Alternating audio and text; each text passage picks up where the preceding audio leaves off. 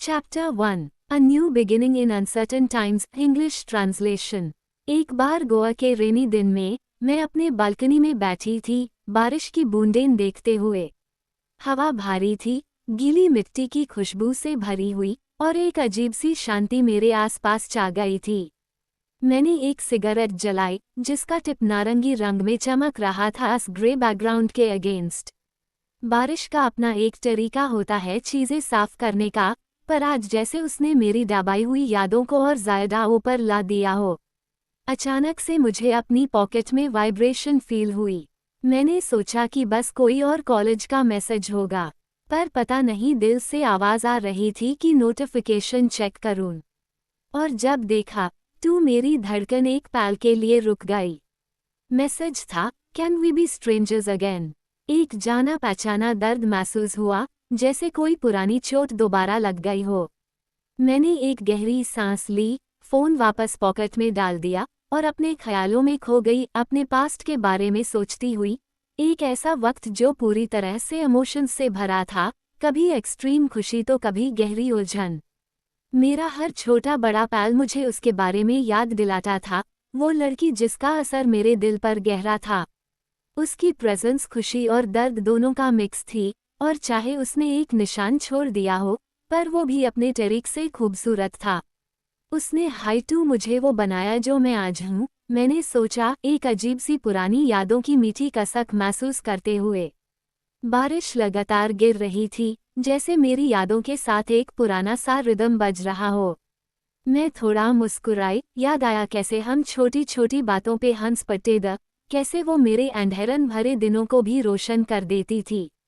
पर उसी वक्त दर्द भी वापस आ गया। वो दिन याद आया जब सब कुछ बदल गया था, जब समझ आया कि कुछ लम्हे जिंदगी भर के लिए निशान छोड़ जाते हैं।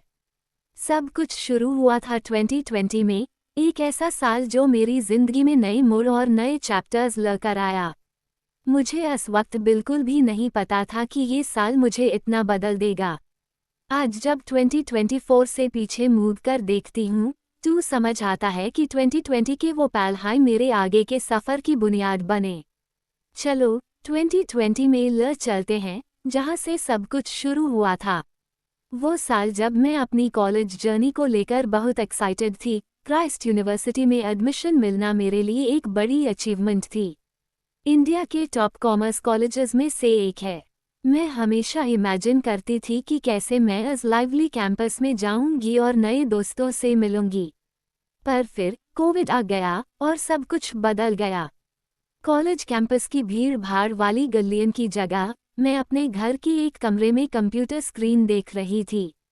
पैंडेमिक की वजह से हम कोविड बैच बन गए थे, जिसका मतलब था कि कॉलेज की शुरुआत मैंने अपने रूम से हाई की। पहले दिन मैं अपनी डेस्क पर बैठी थी, अपनी ऑनलाइन क्लास का इंतज़ार करते हुए। ये बिल्कुल भी वेज नहीं था जैसे मैं सोचा करती थी, ना कोई भीड़ भाड़ वाली लेक्चर हॉल, ना वो एक्साइटमेंट भरी चाहल पहल। सिर्फ मैं थी और एक स्क्रीन जिसमें छोटी छोटी फेसेस दिख रहे थे। बहुत अजीब लग रहा था, थोड़ा अकेला भी। मुझे रियल क्लासरूम का एनर्जी मिस हो रहा था, और नए लोगों से मिलने का मौका भी। अब मुझे ऑनलाइन हाई दोस्ती करनी थी, और वेबकैम के थ्रू सीखना पड़ रहा था, जो कि एक नया और चैलेंजिंग एक्सपीरियंस था।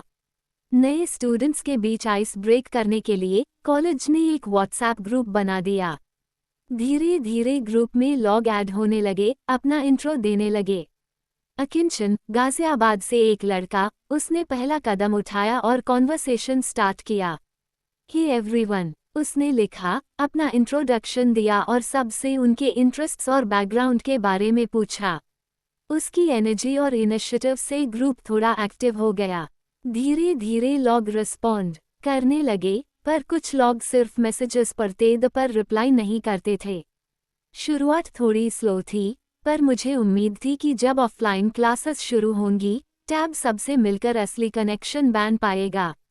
मैं इंतज़ार कर रही थी वो दिन का, जब हम सब रियल में मिलेंगे और दोस्ती का एक नया चैप्टर शुरू होगा, चाहे उसमें वक्त हाई क्यों ना लगे। Listen more audio videos of Can We Be Stranger Again? Please subscribe my channel. Thank you.